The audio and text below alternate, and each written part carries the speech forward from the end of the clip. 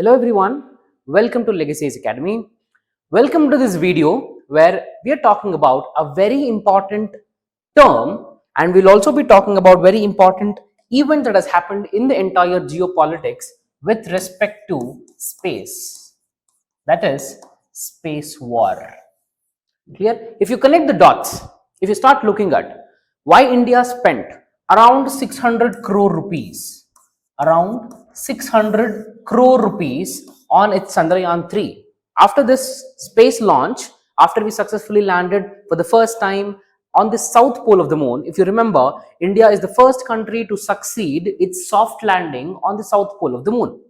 Okay, so after this success, lot of international media outlets started questioning India about India is a country where the majority of its population are in poverty. Okay, India has the largest percentage of population in poverty. India has the largest number of children who are stunted, wasted and malnourished. So instead of pulling out these people from poverty, what is India doing and why is India spending this 600 crore rupees on a space mission? So this was the debate in the international arena, and so we decided to come out with a video and tell you what's happening in the world in this field of space. Clear? So if you look at the series of events that has happened, I'll just show you the series of events that has happened over a period of time and some events that are about to happen in the next decade. If you look at the first one, couple of days back, before India landed its lunar probe on the south pole of the moon, we had Russian lunar probe which attempted to land on the moon, but it crashed, which means Russia also tried to land on the moon and it was not successful. And then we had the success of the Chandrayaan 3. This is India. First we had Russia, then we have India. Look what's happening with respect to US. By 2025, okay, that is 2 years from now on, US plans to have the first lunar man mission, okay, lunar man mission on the south pole of the moon. Clear? This is what the US is planning to land people, planning to land astronauts on the south pole of the moon. France, okay, France has decided it is renamed its Air Force as Air and Space Force. Clear? See, Russia is planning to land on the moon, India has landed on the moon, US is planning to send its astronauts to the south pole of the moon by 2025, whereas France has renamed its Air Force as Air and the Space Force. Okay, we have a dedicated Space Force also by the US. We'll talk about it. And NATO in the year 2019 declared that space is one of the war domains. This is the reason why the debate for the space war starts. Okay, space warfare starts. The race for the space control starts. NATO decided space will be an important war domain. Look at USA. USA has the first independent space force. Like India has Air Force, India has Army, we have Navy. US has something called as Independent Space Force. Clear? Russia combined its Air Force, air defense and air missile defense. Before 2019 and before 2018, what Russia had was three independent forces. Russia combined all these three. You can see Air Force is combined with the anti-missile defense force and the air defense force. Clear? So what is the leading countries around the world are doing with respect to all this is they are in the race to control space. Correct? And India is not lagging behind. India is not at all lagging behind. We have landed on the south pole of the moon and we will be launching Aditya L1 in a couple of days coming ahead. So because of this reason, all the leading economies in the world, the leading geopolitical situations in the world, the countries in the world are trying to have control over the moon. Okay, so why is moon so important? And this gives rise to one important thing that's going on, that is space war. So we will understand by the end of this video what is this space war, when did this start, and what are the three important dimensions in which this space war will be fought and what will be the future. Correct? So if we start looking at the thing here, for the first time, this word space war Okay, it became a very familiar and a very popular term when it was used by the former president of the United States of America, that is Donald Trump. So when did all this start? See, if you look at the Second World War in the year 1991, everything started with the Second World War after 1945. Okay, if you look at what happened after 1945, this gave rise to a very important phenomena in the entire world that we call it as Cold War. Clear? So in this particular Cold War, which was between the two important blocks of power, that was USA on one side, USSR on the other side. Okay, this is called as Cold War, where the actual war did not fight. They did not fight with weapons.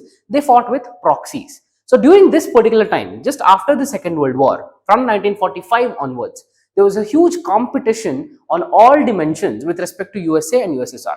First dimension was they were competing on who is having more allies. Okay, which country is aligned with me, which country is my friend. So that was first dimension. The second dimension was who is developing more nuclear weapons. Clear? Third dimension, whose ideology is being followed by majority of the countries. If you remember, USA is a country which follows democracy and also capitalistic economy. At the same time, we have USSR, which is following a state economy or a command economy and socialistic economy. Clear? So such competition was there between USA and USSR from 1945 to 1991 till the USSR collapsed. Clear? So during this time, there was one more competition in the field of science and technology and space. So between USA and USSR, look at the event that happened. USA in the year 1957 announced that we will be launching an artificial satellite. And in the year 1958, USA came out with an organization that is NASA. Okay, so 1957, USA launched its first satellite, that is Sputnik, and 1958 we have the establishment of NASA. Look at what happened in 1961 with the USSR. Okay, USSR sent its first human into space.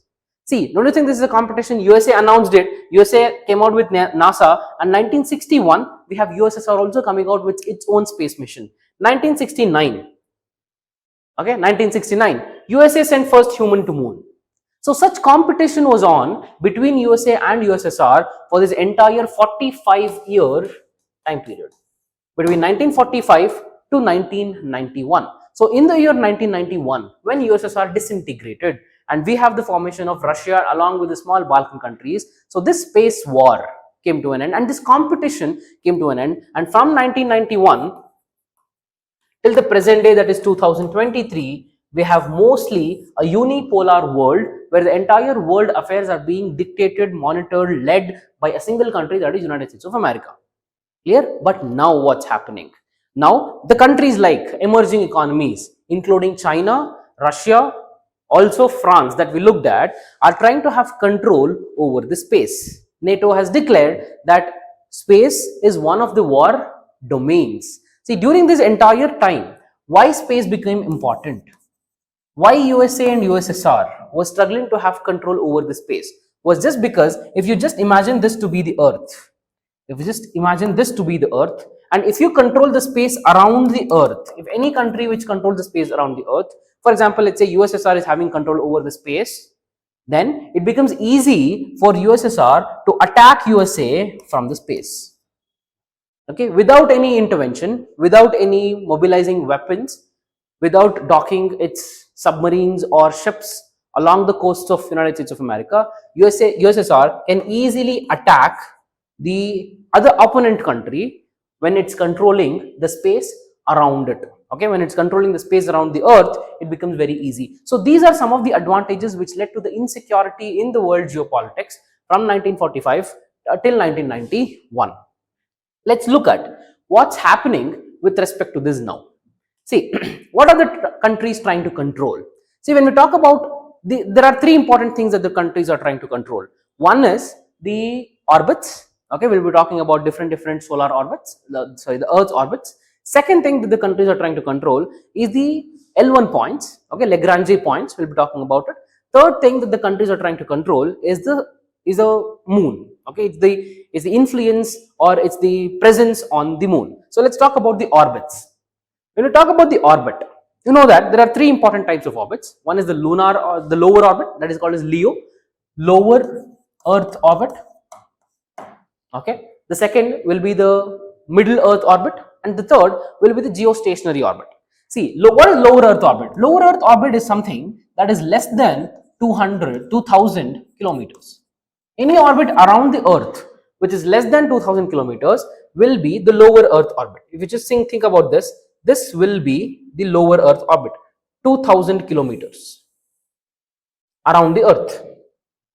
See, why is this important? This is a very low Earth orbit, and this can be used for image processing. This can be used for the Earth observation satellites. So in the lower Earth orbit, we have Earth observation satellites. Okay, image processing, remote sensing. So these are some of the applications of the lower Earth orbit. And most of the countries wants to have their presence in the lower Earth orbit, and they want to launch satellites to the lower Earth orbit so that the communication, so that their image processing, so that their Earth observation, their defense technology, everything is taken care of. Clear? So this is about the lower Earth orbit. If you look at the geostationary orbit at the same time, you have the geostationary orbit which stretches at a distance of 36,000 kilometers. Okay, so 36,000 kilometers from the Earth's surface will be the geostationary orbit. Geostationary orbit is simple. The period of rotation of the satellites around the Earth will be equal to the time taken by the Earth to rotate. Okay, which means this satellite which is in the geostationary orbit will remain stationary with respect to Earth, which means the relative motion between the Earth and the satellite in the geostationary orbit will be zero. Okay, it will appear as if the satellite is constant. Clear? So such satellites are used to have a pointed focus on any one particular place on the Earth. For example, if we launch a geostationary satellite, that is India, and the entire focus of the satellite will be just on India all 24 hours, 365 days. Okay, so this is about the orbits around the Earth and the race for countries who want to capture these orbits. The second are the Lagrange points. Okay, that is called as Lagrange point. We have 5 Lagrange point. First, let's understand what is this Lagrange point. Let's say we have Sun and we have the Earth. Clear? So the Sun's gravity will be something like this. Yes. The Earth's gravity will be something like this. But there comes a point in the space where the Earth's gravity and the Sun's gravity gets nullified, and if you place any object here, it will not experience either the Sun's orbit or the Earth's orbit, Earth's gravitation. The Sun's gravitation and the Earth's gravitation will not act at this particular point in space. Okay, so such point is called as Lagrange's point. Clear? See, there are 5 points that way where the gravitational force of both Earth and the Sun will not interfere. So these are called as 5 Lagrange points. It is something like this. This is L1, L2, L3, L4 and L5. Okay, to other side of the space. Okay, this is L5. So now the Aditya L1 mission that we are sending, they are sending a mission to this particular place which is not affected by the Earth's gravity, and this can, without any interference, it can clearly have a view of the Sun. Okay, so we have not got any usable information or application of L4, L3 and L2 till now, and L5 also we don't have any such missions operating in L5. So because of this Aditya Lagrange's point, where if there are any solar flares coming over and hitting the Earth, if there is any harm that is being caused by the solar flares, so all these will be predicted by these satellites at these Lagrange's points. So there are countries, the countries are trying to capture these Lagrange's points and they want to have their presence in the Lagrange's point. And the third important thing where the countries are trying to control or have their presence is on the moon. Okay, so let's try to understand why moon. Okay, why moon is very important. First one, as India landed its Chandrayaan 3 only in the south pole of the moon, because so that is the south pole where the sun's rays are very much feeble in nature. Because of that, there is a chances of presence of the water ice. Okay, what is water ice? Can we actually, if you find water on the moon surface, you might ask, can we bring it down to earth and can we consume it? Because water is the pure water that we have on the planet is very less. Can we do it? No, we are not aiming to do something like that. We cannot transport water from this moon or earth. It is not economically viable. Then what are we actually trying to do? Once we find the water ice, if you know, water is H2O. Okay, so and if we can break this hydrogen and oxygen from a molecule, by this we have combustible oxygen. Okay, we can have combustible oxygen, and this combustible oxygen and also the hydrogen can be used as a fuel for our outer space missions. For our outer space missions, we can use the moon as a refueling station. From earth we can land on the moon, and now and on the moon we can refuel our space shuttle, and from the moon we can carry out our outer space explorations. So oxygen and hydrogen can be used as a refueling techniques if we start controlling the southern pole of the moon, and also if we are able to find this presence of water ice, and if we are able to break it into hydrogen and oxygen. Okay, this is the first thing. Second, helium. Okay, helium 3. Helium 3 is considered to be a very vital fuel, and we use it for the nuclear fusion energy. And on the earth we don't have the abundant presence of helium, but moon surface is a large source of this particular helium 3. And looking at the rare earth metals, okay, see, moon surface is a adobe of a lot of rare earth metals, and we use rare earth metals for the production of battery technology, and we use it for our defense.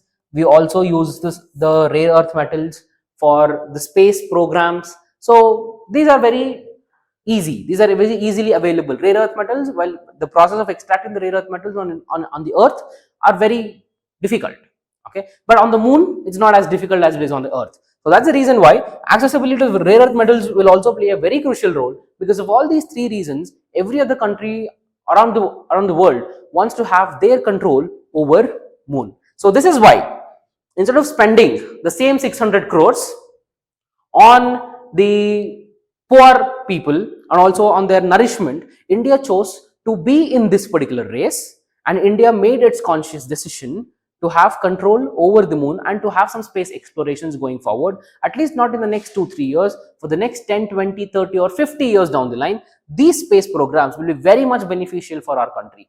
That's it for the day. If you have liked the video, hit the like button, subscribe more for enriching content from the Legacy IAS Academy. Have a nice day. Thank you.